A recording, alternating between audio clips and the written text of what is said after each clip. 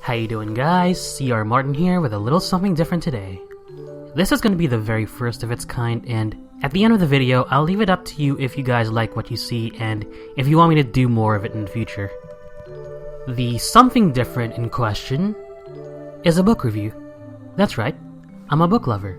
Literature is one of my longest enduring passions, along with music and animation, having done a good amount of reading and creative writing for the past 10 years. Today we're going to be looking at a very recent release from an up-and-coming author, or in this case, an up-and-coming authoress. Rhodey's Light, a young adult fantasy/adventure hybrid by Megan Linsky. Long story short, a pleasant surprise coming from an oversaturated genre. I'll do my best to keep the spoilers to a minimum, if not avoid them outright.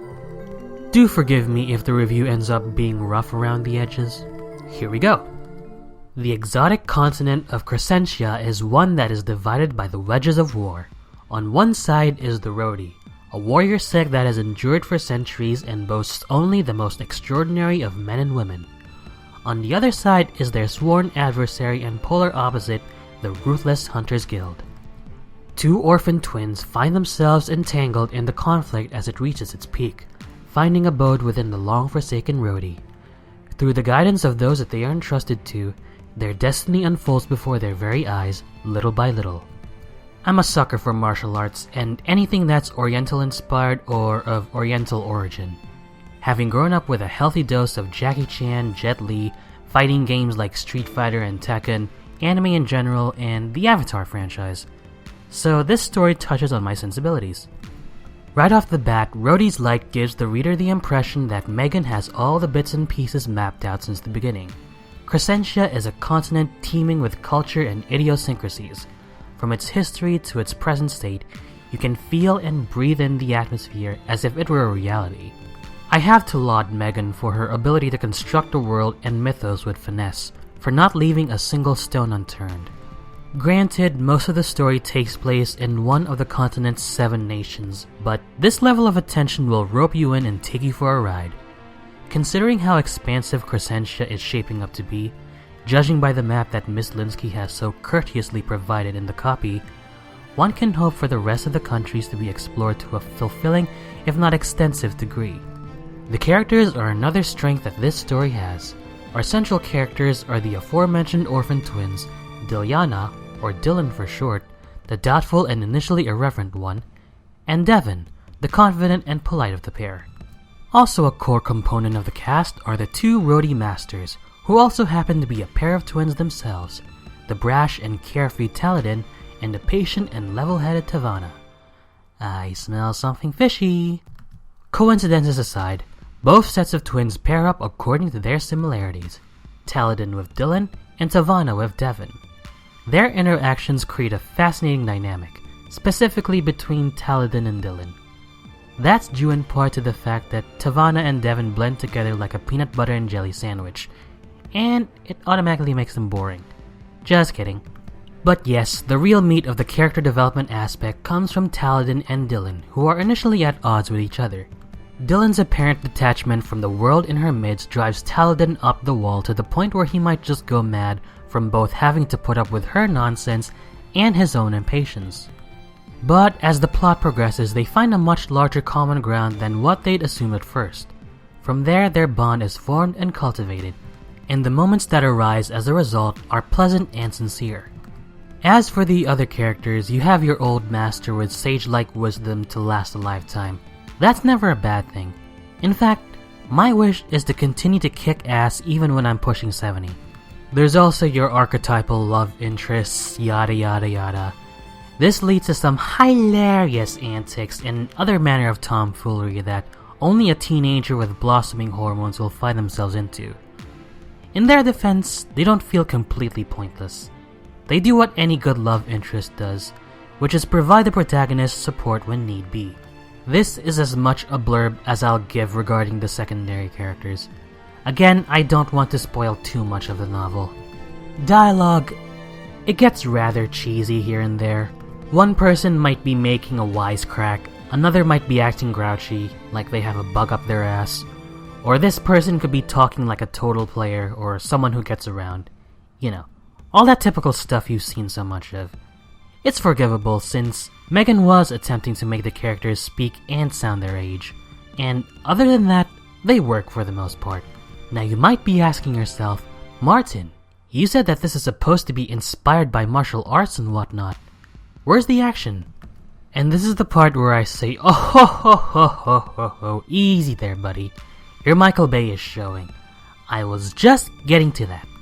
The action is comprised of a blend of martial arts and magic, giving a little bit of everything for everyone.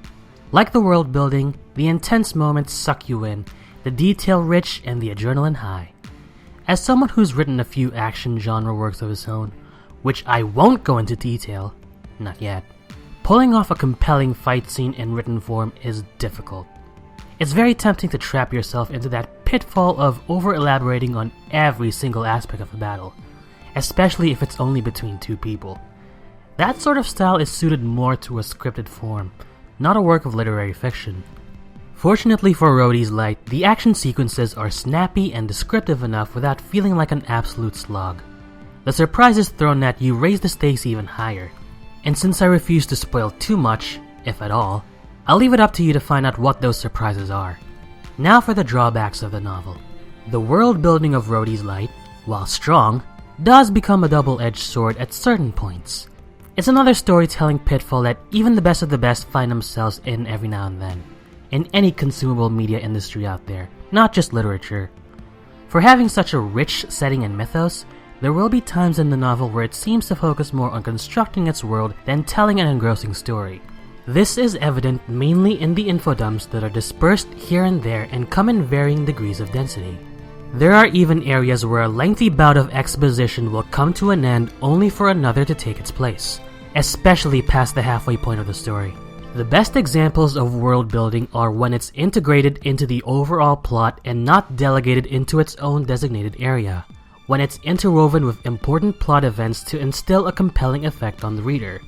When Rhodey's Light does this, it's remarkable, but the mountains of exposition do leave me feeling somewhat detached. I get that Megan really wants to develop her universe. That is always a merit that any novelist can proudly wear as a badge.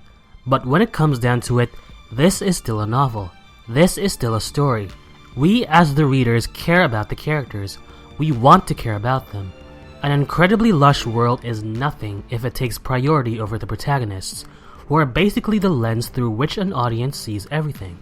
Going along with that train of thought, though the action sequences are well done, the exchanges between the opposing parties stop the action cold because they themselves have to stop cold in order to speak to each other. Megan could have done the same thing here and integrate the dialogue into the battles themselves. Personally, that's my approach to writing a fight scene. Interweave action and spoken dialogue together, like when a character initiates or is about to initiate an attack, or when two or more characters clash swords, something like that, to keep the pace consistent while retaining emotional impact. One last thing that struck me as odd, and this is more of a nitpick than anything, is that for being inspired by martial arts and oriental culture, it feels a bit showy at times. What do I mean by that? Good question actually. I suppose it's similar to other martial arts inspired works out there that concentrate more on the stylistics rather than technicalities. Having studied two martial arts myself, Taekwondo and Karate, I must say that there's a lot more that goes into a martial art than what our suspension of disbelief fools us into thinking. Center of gravity, foot placement, posture, breathing techniques, customary behavior upon entering a dojo or school, the like. I won't complain too much about this aspect of the novel, but if it had explored these nuances not strictly in an overly thorough fashion, it could at least say that there's a bit of real-life foundation to it, that there was a bit of research conducted. Again, because I'm a nitpicky bastard, take it with a grain of salt. And that, ladies and gentlemen, is Rhodey's Light by Megan Linsky. Taking everything into account, the strengths and the weaknesses, this novel is a 4 out of 5 for me. Young adult fans will find themselves comfortably at home here, so will martial arts enthusiasts. Miss Linsky is shaping out to be a household name in the literature field, and I personally look forward to what the future holds for her. Rhodey's Light is now available digitally via Kindle on Amazon.com or on paperback. You can also keep up to date with the latest from Megan, and if you're in need of a good read, I give her my utmost recommendation. Before I take off, I want to apologize for the delays on my Gumball recap. Rest assured that the conclusion of the review will be the next video to be uploaded. So for those of you who are eagerly anticipating that, just take it easy. Also, be on the lookout for part 2 of my Star vs. the Forces of Evil Season 2 recap. That one's gonna be a little while longer compared to the Gumball recap, but I guarantee you it'll be out there in due time. That's all for now, everybody. The one and only CR Martin signing out. Ciao for now.